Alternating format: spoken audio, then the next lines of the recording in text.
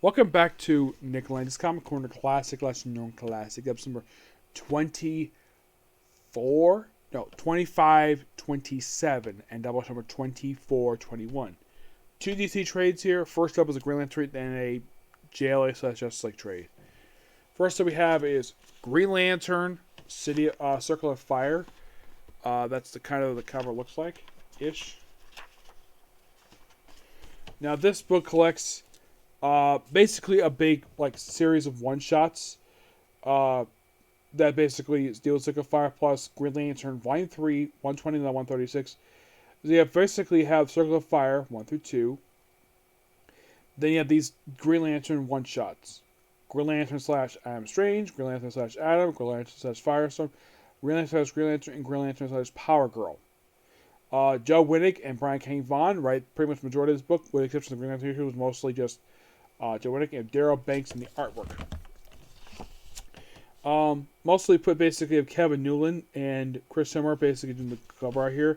So we start out with, I think this is City. We start with we're in the era of the JLA, so Adam Strange has to do with stuff on Earth, and of course basically stuff with, and of course he also is helping a guy with basically drawing.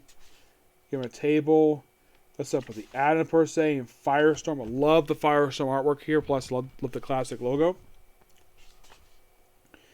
Yeah, so Firestorm, Adam Strange, and Firestorm work with the Green Lantern, Kyle Rayner, which I love this attire for Green. I love this look for Green Lantern. It's for some people this is the more definitive Kyle Rayner look. Better than the look he had prior to Hal Jordan come back. So the JLA. So we have to deal with a few different things here. Batman basically is like, oh, we need help, deal with this threat, and we said it was called Oblivion. So then, of course, basically we see an image of Hal Jordan, who I think at the time was dead.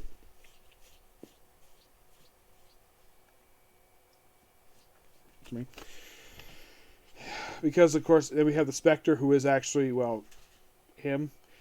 And then, of course, gets telepathy. And, of course, we have Oracle appear here. Then we have basically Robin deal with Two-Face. And look out, it's Supergirl. That name. The name is Power Girl. Love seeing the classic logo for her, too, because that logo is over our very first volume for the series. The one came out in the 80s, not the one that came out in the 2000s. Yeah, for some reason, that book is not in trade. Also, for some reason, Power Girl is wearing her 80s costume instead of more definitive boob window look. So we have the heroes come in, and then, we have Power Girl putting on her Just Like America costume. You're friends of Wally West. So give us straight, of course, we get Signal. And then we see 6 Green Lanterns pop up here, which, of course, signals the Green Lantern one-shots. Who are these people, per se? First, we have, basically,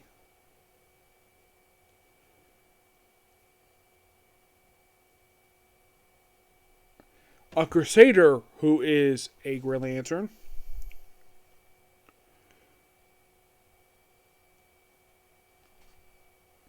Yeah, and then, of course, basically, then we have Ali Rayner West, who is basically the descendant of Kyle Rayner,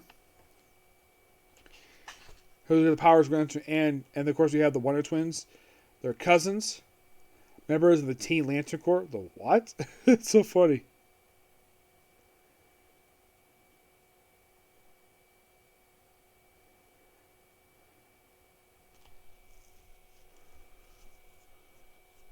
Yeah, then we have this mysterious woman, red hair, who turns out to be Alex DeWant, the same woman who this is not exactly the same woman, it's the alternate version of her. Basically, Alexander DeWant says, Alex, but you're dead, you're murdered. Yes, by Major Force, which started the meme. Basically, when he murdered her, he stuffed her body in a refrigerator. And then when Ron Martz came back to the book before the book wrapped up, he decided to have where Major Force same thing to Kyrie's mom. Instead of stuffing her in the refrigerator, stuffed her in the oven. I am not kidding.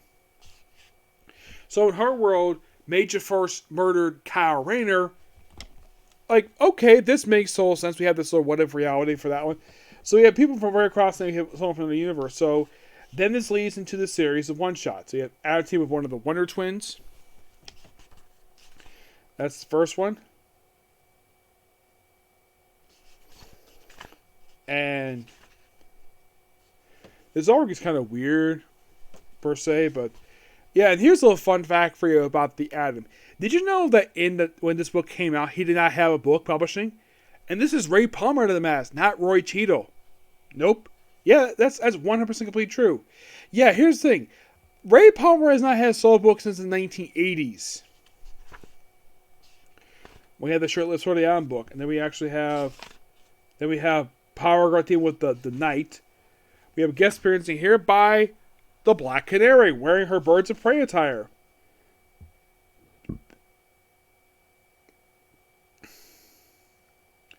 Then we have her basically revealing like, oh, we have another layer. They're just pulling off. Oh, love the plushies. Love the plushie of Martian Manhunter, which is so funny. So, yeah, of course, they with Oblivion, and then, okay, who does next one shot here?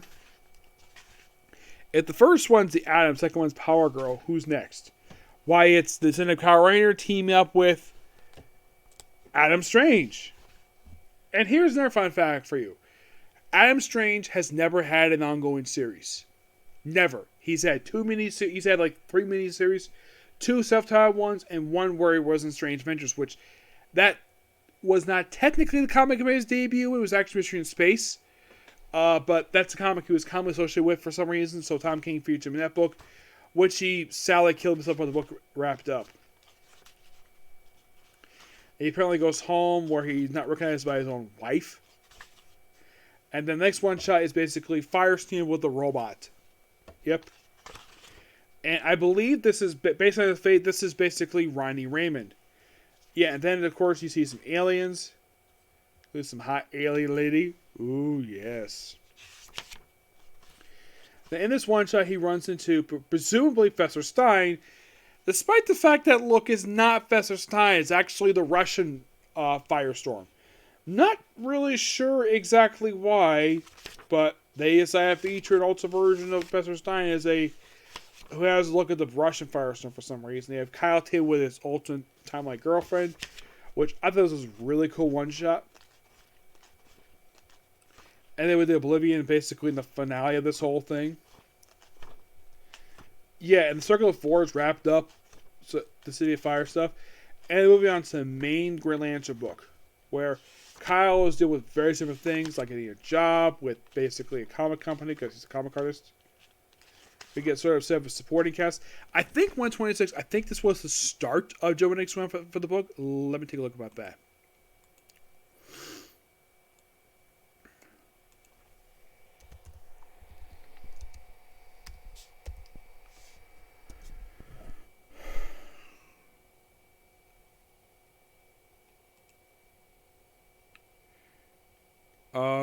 Yes, this is definitely the start. Yeah, this is the start of his era for the book. A run that would last from 129, and it would wrap up in 150. Yep, 150.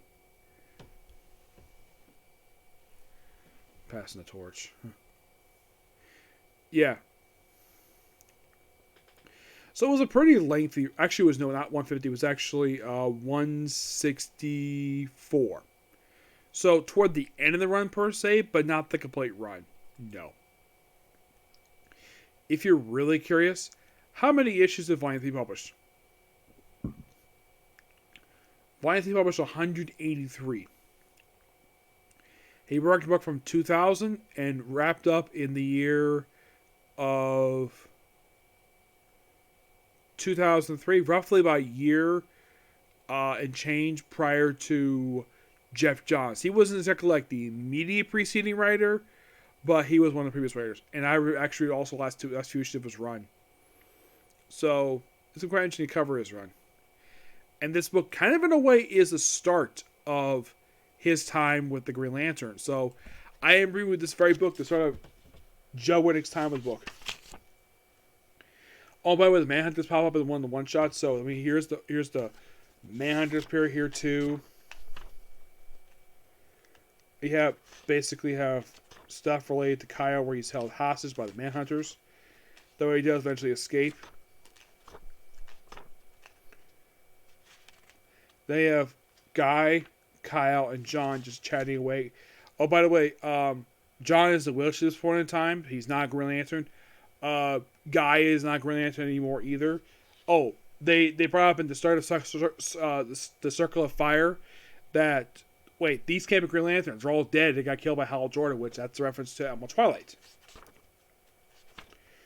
So then, of course, we have Fatality being back. Now, Fatality was a character definitely from this run per se, but you might be thinking, what was their very first appearance?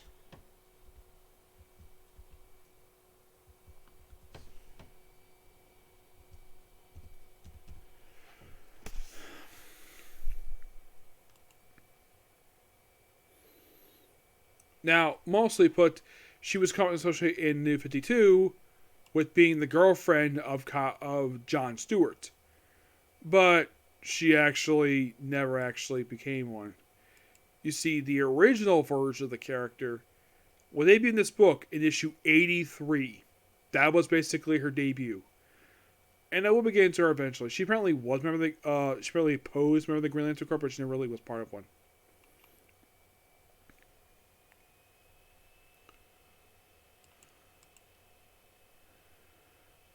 Yeah, and this was the first appearance in the book since issue 85. And she's here for, actually it's not 85, first time since issue 122. And she's here as a recurring character during Joe Winnick's run. And she's here throughout the next volume as well. Yep. And I believe also in pre-Flashpoint, I think she may have been responsible for putting Jon Stewart in a wheelchair. Yes.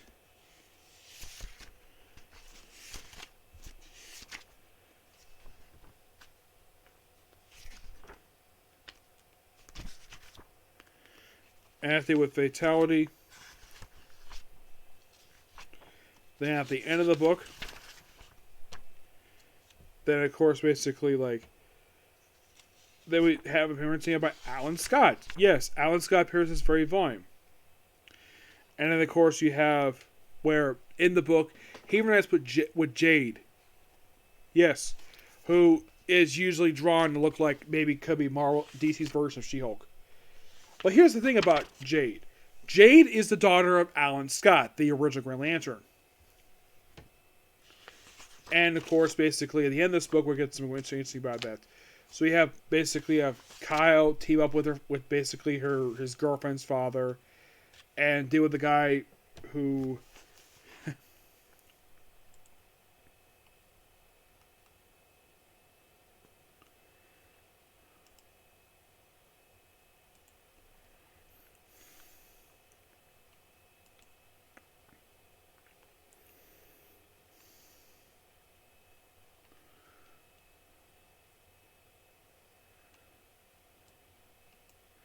deal with a guy called Nero. Nero was a character definitely from. He is an original character who was offered to join the Sinestro Corps. And made his first appearance in issue 132, and is here throughout. Let's see, this book ends with issue 36. He's here for basically part of this trade here, and then basically he's probably a little bit afterwards. But yeah, he's not exactly a character very much, but yeah, he's the character original to this very run. You could say he's Joe Winnick's very first bad guy he created for this book. So yeah, basically he's kind of like, you could say he could be written as Joe Winnick trying to do his own version of Sinestro, kind of, because he's got Yellow Lantern. But that's the only connection they have, so. Really cool here. Then the JLA show up here. Oh, get this. Guess who this guy is? That's Guy Gardner when he's Warrior. Yeah, and he did have a solo book in the 90s. Guy Gardner Warrior. Last 50 issues got canceled. So it's all about killing this one guy. And they battle him through these last two issues here. Wrapping up part 5.